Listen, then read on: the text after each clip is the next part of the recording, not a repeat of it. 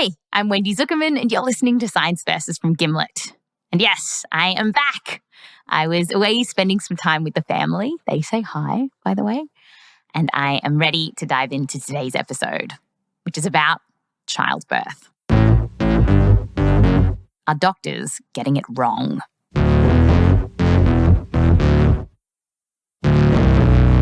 For decades in the US, doctors have been intervening more and more into childbirth. We're at the point where around a third of people having babies in the US are getting C-sections. Yeah, about 1 in 3 are getting surgically cut open to get the baby out. And a lot of people are saying, childbirth isn't a disease. Is all this medical meddling really necessary? And this is something our editor, Blythe Terrell, has been thinking about ever since she went into labour. It all started in August 2019. She was 8 days past her due date. Blythe and her husband got back from having dinner, some pizza, and they were sitting on the couch at their apartment in Brooklyn. At this point, we were watching TV in the basement, and I can't remember what we were watching. Maybe Billions. Unfortunately, we'll keep that out of on the cutting room floor, out of respect. Yes. Then she starts feeling really uncomfortable. Things were tightening up and stretching around, and it was like a storm was brewing or something. It's like the gears grinding on a really old truck was how it felt, and things started getting more intense. Blythe had started contractions. This happens when the uterus starts squeezing, pushing the baby against the cervix so that it can eventually get out.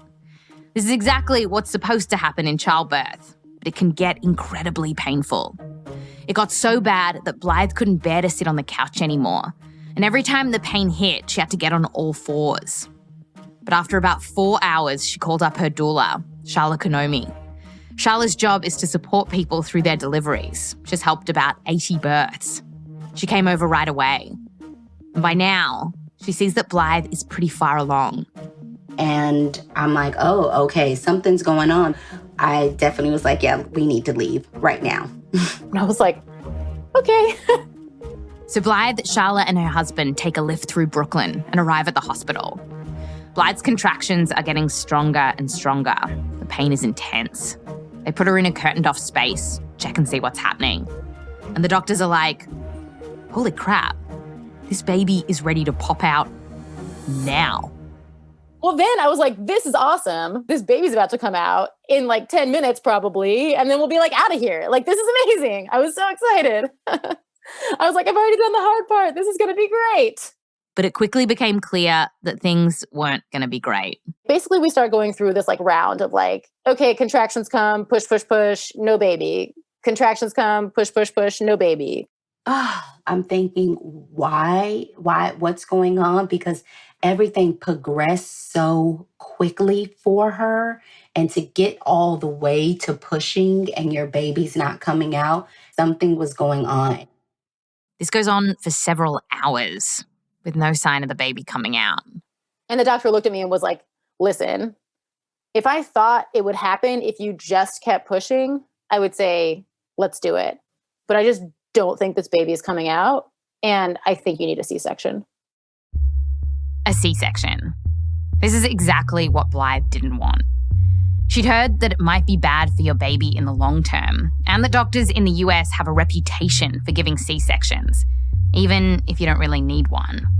I mean, I'd come in and it felt like I was so close just a few hours before, and it felt like I wasn't sure if I'd given the baby enough chances to come out of the vagina. I felt like I was am I throwing in the towel too early? And do I really need this? Blythe trusts her doctors, though. She has a C-section, and her baby comes out healthy in the end. But this birth felt like it went off the rails the moment the doctors got involved. And 2 years later, Blythe's still thinking about what happened to her.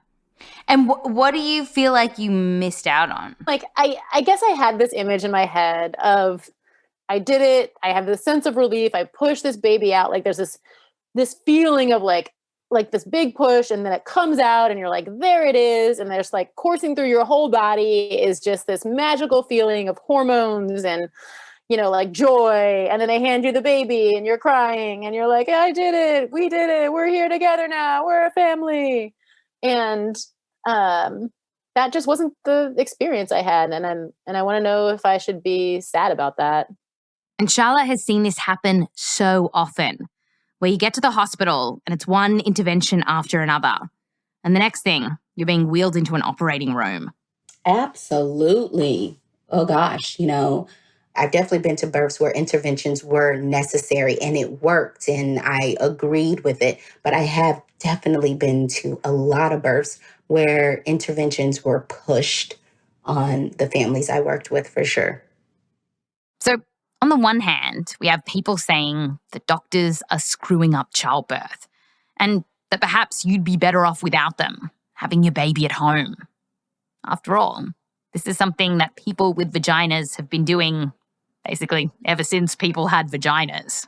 On the other hand, though, you've got doctors saying, hey, we're not meddling willy-nilly. We're intervening to save the lives of people giving birth and their babies. So who's right here? Are doctors really messing up childbirth? Today on the show, we're zooming in on C-sections to find out if doctors are a bit too trigger-happy with the scalpel. And then we'll look at other arguments for why you might not want a doctor around. Like the idea that they can treat you like crap, particularly if you're Black. And bottom line, we are going to find out, would most of us be better off giving birth without a doctor? When it comes to childbirth, there's a lot of... Do I really need this? And then there's science. Science Versus is coming up just after the break.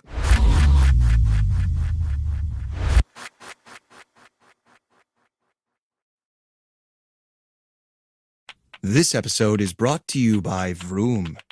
Skip the nightmare of a car dealership and get back to terrifying tales you actually like with Vroom. All you need is your phone, and soon you're browsing thousands of cars from your couch, a park, or literally anywhere else. You also get the price instantly, and you never have to haggle with pushy salesmen. So the next time you need to buy a car, just grab your phone, go to vroom.com, and check out thousands of great cars. This episode is brought to you by Nordstrom Beauty. So you noticed your friend's glowing, dewy skin, and of course, you asked for their whole routine. Simple. It's all from Nordstrom. They start with a few things from Mario Badescu and a little Kylie Skin. Then they add the perfect finishing touches from Urban Decay and Benefit. You're ready to try everything. Shop Nordstrom Beauty for your new favorite products, along with the brands you and your friends are loving right now, in stores and at Nordstrom.com.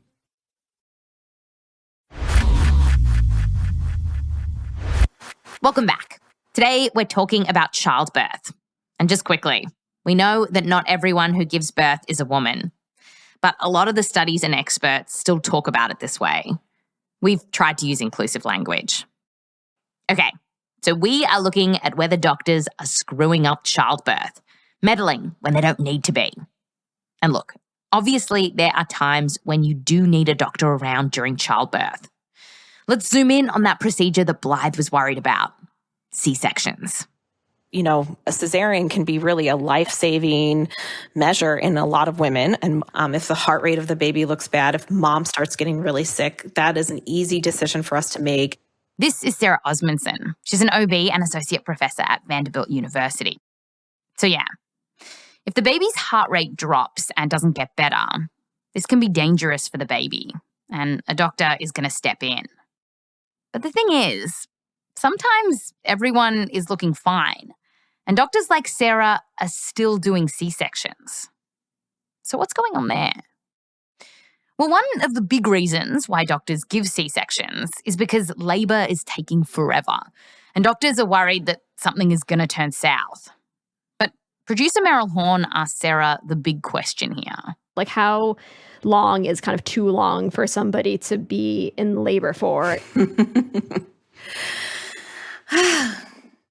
And the reason Sarah's giving us the old deep sigh is because doctors don't really know. So what they're looking out for is if the cervix is dilating fast enough. The cervix is like the trapdoor to the uterus. That's where the baby's going to come out of. And the door has to open wide enough so the baby can squeeze through. It basically has to stretch open to 10 centimetres. That's where you can start pushing. And for decades, to know if that door was swinging open fast enough, doctors relied on this idea that was created by a guy called Emanuel Friedman. Back in the 50s, Friedman was like, once your cervix opens to about 4 centimetres, from there, it should start to dilate fast. And this idea became known as the Friedman curve. The Friedman curve really suggested that once somebody reached like 4 centimeters of dilation, that they should suddenly take off and deliver quickly. That means like if you're 4 centimeters and I come back in 2 hours and check you, you should be 6 centimeters. And if you're not, I'm going to start talking to you about needing a C-section. So the idea is that if you get to 4 centimetres and your cervix isn't opening up fast enough, something is wrong, and doctors might give you a C-section. But it's becoming clear that what is wrong is this idea. So, for example, one big study of 60,000 people found that it was perfectly normal to take 6 or even 7 hours to open from 4 centimetres to 5 centimetres. And now, the World Health Organization says, seriously, don't intervene just because someone is going a little slow. But we know that sometimes doctors are still jumping the gun. So much so that several years ago, the American College of OBGYNs, the top dogs in this space, said that too many C-sections were happening in the US because doctors weren't waiting long enough. We still are not very good at identifying who needs to have a C-section for the right reasons. And so we probably overcall it in a lot of women. And you know what? Like, I will be totally honest, I have been proven wrong. Like, I have had people who I think, oh, this person is going to need a C-section. And I remember one patient, she was like 8 centimeters for like 4 hours. And I said, it's time for a C-section. And there was a problem with the light in the operating room. And so we had to wait like several hours and everything looked fine with the baby. And then she pushed for an hour and had a normal delivery. I mean, I felt terrible, but like I was following what I thought was the right pathway. And the reason that Sarah thought she was doing the right thing is because she was ultimately trying to avoid something really, really bad happening here. Like, if you're in labor for a really long time, you're more likely to get an infection or scary bleeding. These are small risks, but they do go up. It could also be bad news for the baby. There are risks with labor that goes on too long. Someone who is laboring for hours and hours on end, the baby could die. So what Sarah is balancing is these really small and horrible risks against the risk of doing an unnecessary C-section. So our next question is, what's so bad about C-sections? If you've spent any time on parenting blogs, you've probably seen chatter that kids born via C-section are worse off than kids born vaginally, and they're at a higher risk of a whole range of conditions, especially asthma and obesity. But is that true? Well, for this, we talked to Dr. Sarah Stock. She's at the University of Edinburgh, and Sarah just did this huge analysis of all these studies on this topic. Oh my goodness. We brought together 80 studies, near 30 million participants. Yeah, 30 million people, including mums who gave birth all sorts of ways, upside down, on a roller coaster, in space. No, it was people who gave birth either vaginally or via C-section. And a bunch of the studies asked, how are the kids doing? And it turned out that yes, C-sections do increase your kids' risk of both asthma and obesity. But by how much? Well, here's how Sarah explained it. If you took 1,000 C-section babies and compared them to 1,000 vagina babies, how many more of the C-section bubs would end up with, say, asthma? So 6 more cases of asthma if you had a cesarean birth. 6 more from 1,000 babies. Okay. So is that a lot to you or a little? What do you make of those numbers? I think when you put that at population level, it's significant, and asthma can be a really serious problem.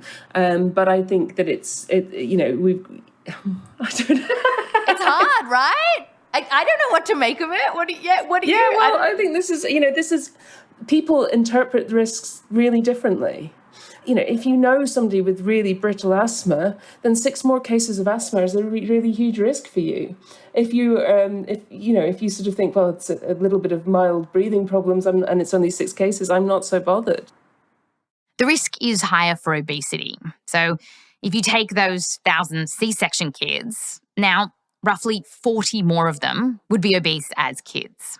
Scientists aren't exactly sure why this is happening. It might have something to do with your baby missing out on the good bacteria in your vaginal juices. But some academics argue that this actually might not have anything to do with C-sections. In other words, it's just a correlation. As for the risks to the person getting a C-section, well, the biggest thing that Sarah found was that people who had C-sections had the small chance of running into problems with their next pregnancy. We also really went down the rabbit hole on this idea that it's harder for people to bond with their babies if they've had a C-section. The best study we could find on this didn't show that was the case.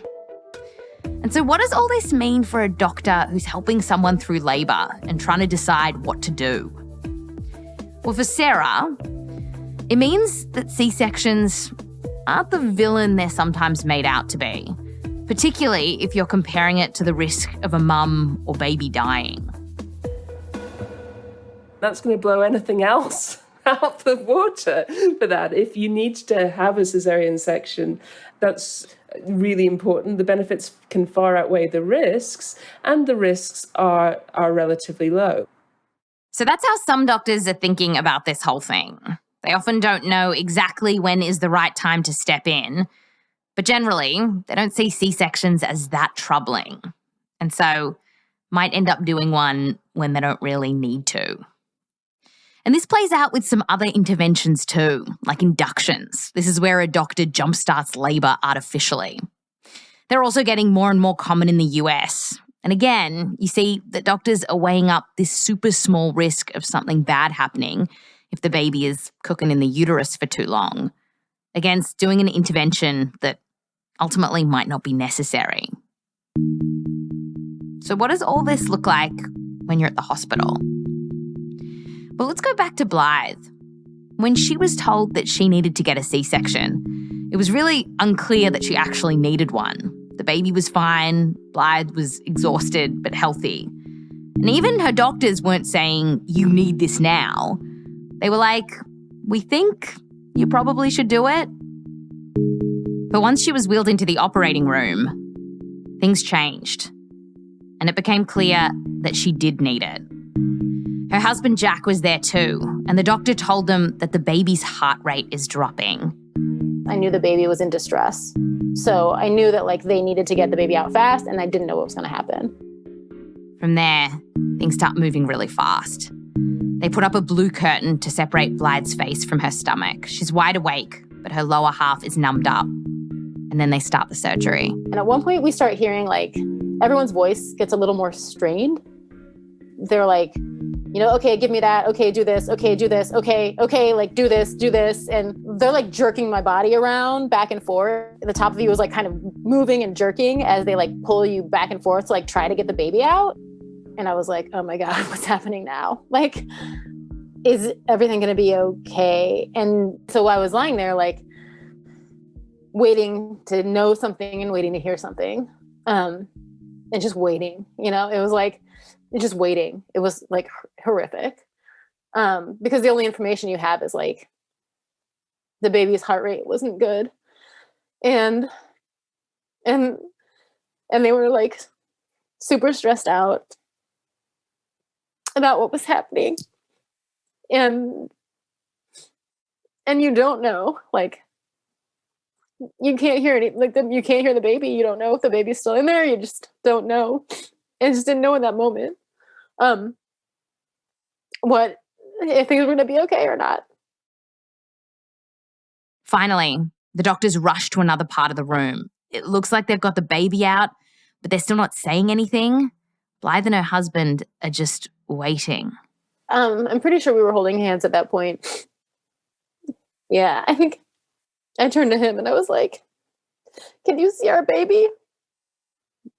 And he was like, "Yeah, I think it's okay." What felt like minutes later, we just heard this teeny, like, rah, rah, like baby noise. We were like, oh, thank God. Like, it was super scary. And so for Blythe's family, things ended up okay. And baby's fine. And baby's healthy. Looks like a Cabbage Patch Kid.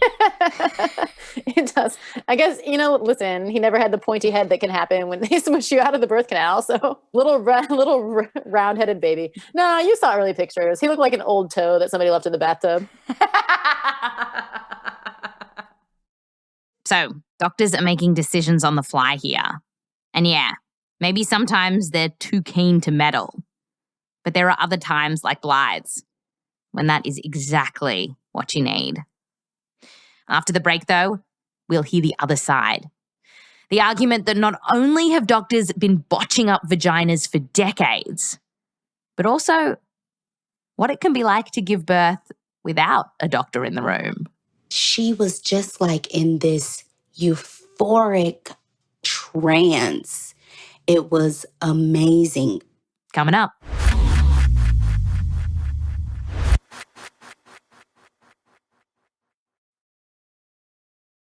This episode is brought to you by Vroom. No, you didn't just walk into a warehouse full of ravenous cannibalistic monsters. You're at a car dealership, and those are salesmen. But with Vroom, you can skip the nightmare and focus on other, more ghoulishly entertaining stories. You know, ones that you actually like. With Vroom, you get the price instantly, and you never have to haggle with pushy salesmen. All you need is your phone, and soon you're browsing thousands of cars from your couch, a park, or literally anywhere else. Even that creepy abandoned house around the block. So next time you need to buy a car, just grab your phone, go to vroom.com, and check out thousands of great cars. This episode is brought to you by Casper. The new Casper Cooling Collection has everything you need to help you sleep cool all night long.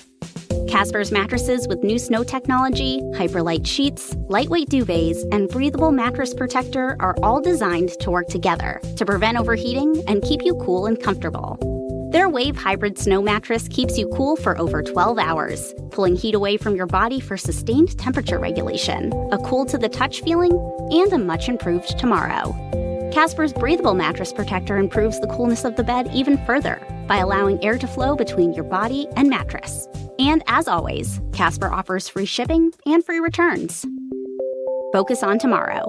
Let Casper handle the rest. Explore all Casper products, mattresses, sheets, pillows, and more at casper.com.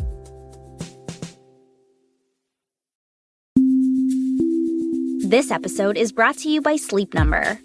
If you're ready to rest better, listen up. Sleep Number's coming in with sleep facts for you. First, cool off your room. The best sleep happens at around 65 to 67 degrees. Second, slow down before you snooze. A big meal or exercise right before bed can keep you up late. Third, better sleep equals better life. Those who sleep between 7 and 9 hours have better physical recovery, less anxiety, improved brain function, and stronger mental well-being. So with that in mind, discover proven quality sleep with Sleep Number during their lowest prices of the season. Check out all Sleep Number 360 smart beds on sale starting at $899. Only for a limited time at Sleep Number stores or at sleepnumber.com/Spotify.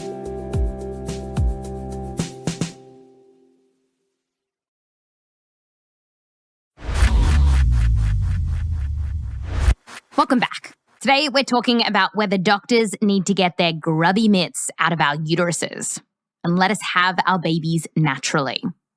We just heard that, sure, doctors might be intervening too much, but they're in a tight spot, and there are some really good reasons to be doing stuff like C-sections. But then there's the flip side. People who say that during childbirth, you're often better off without a doctor in the room. Because doctors can make things worse. And right off the bat, we found some clear examples of this. In the 1920s, doctors started doing this thing during childbirth where they would cut a vagina with scissors or a scalpel. It's called an episiotomy, and quickly it became the norm. Why? Well, during birth, the vagina sometimes tears as the baby's coming out. And doctors figured that the vagina would tear less if they did this cut themselves first. And so, for decades and decades, doctors did this, cutting thousands and thousands of vaginas without actually doing the research to see if it worked. It wasn't until basically the 1980s when doctors finally bothered to study this properly. And guess what? We now know that cutting vaginas like this, it often led to worse tearing. In the most extreme cases, the tearing went all the way from the vagina into the butt. Here's Charlotte Konomi, our doula from the start of the show. It's crazy that used to be something that was very routine. And that it took decades for for them to even do the research to work out this wasn't a good idea. Yeah, and you still have some care providers, especially like older care providers, that still believe in it and they still do it.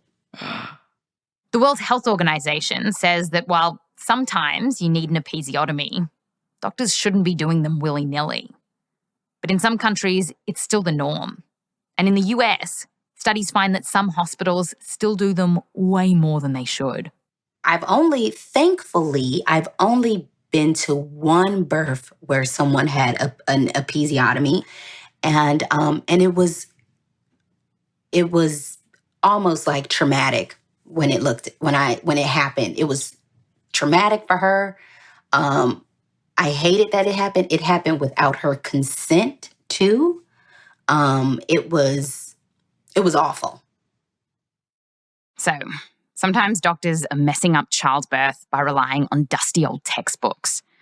At other times, they're treating their patients like crap, which can have horrible consequences. A survey of more than 2,000 women giving birth in the US found that of those who had had their babies in a hospital, almost 1 in 3 felt like they were treated badly there. Doctors and other staff members were doing things like shouting at them, threatening them, or ignoring them. That was almost 1 in 3 women. And the studies are showing that doctors seem to be especially bad at taking care of Black people during childbirth.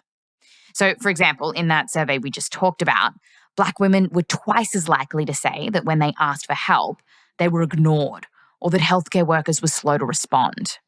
That was compared to white women.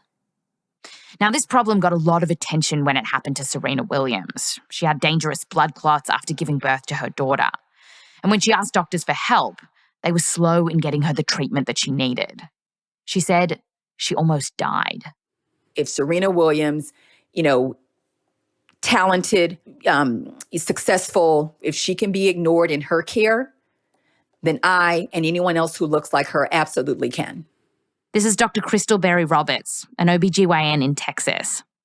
Black women are thought to be these, super people that should be able to deal with anything, any level of pain, anything that comes their way, they can handle it. No.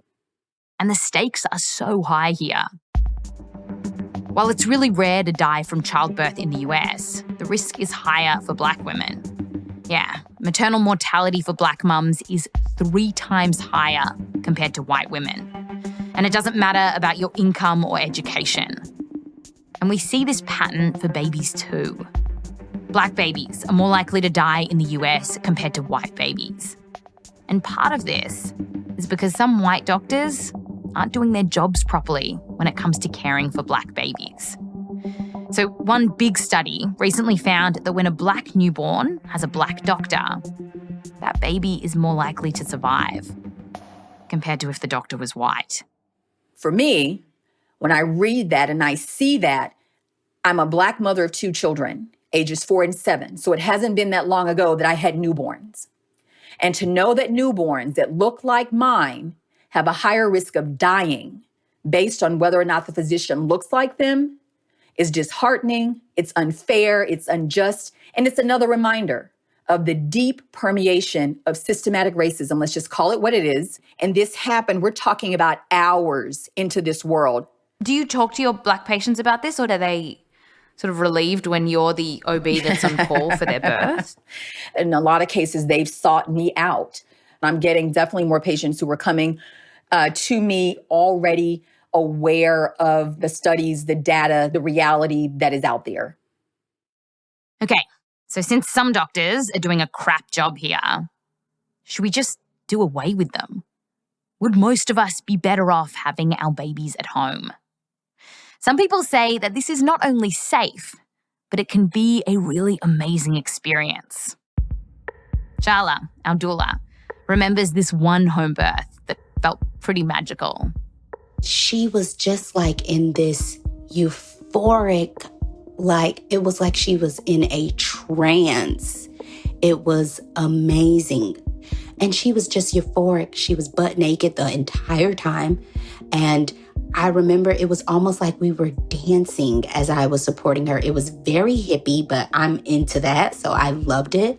Man, it was an amazing birth. It gives me chills thinking about it. While you might not be butt naked and in a trance, home births do chalk up some wins in the data. A big review paper found that people who decided to do their births at home tended to feel good about them, and they also had fewer complications, and there was less medical meddling compared to people who planned to deliver at a hospital.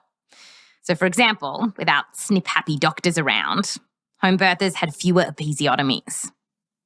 But it's not all good news here. The American College of OBGYNs said that in home births, there is a slightly higher risk that the baby will die. They figured that if you had 1,000 home birth babies, there would be 1 or 2 more deaths compared to 1,000 hospital babies. Plus, even if you plan for a home birth, there's a pretty good chance that you'll end up rushing to the hospital anyway because something's gone wrong. In the US, it happens roughly 16% of the time. Here's Crystal, our OBGYN. It's interesting. You hear, the real positive, flowery stories of the home births way more than the negative. What you don't hear is when those same types of births don't go well, and that patient gets transferred urgently to a hospital setting because something negative has happened, like bleeding, like a baby that's in distress.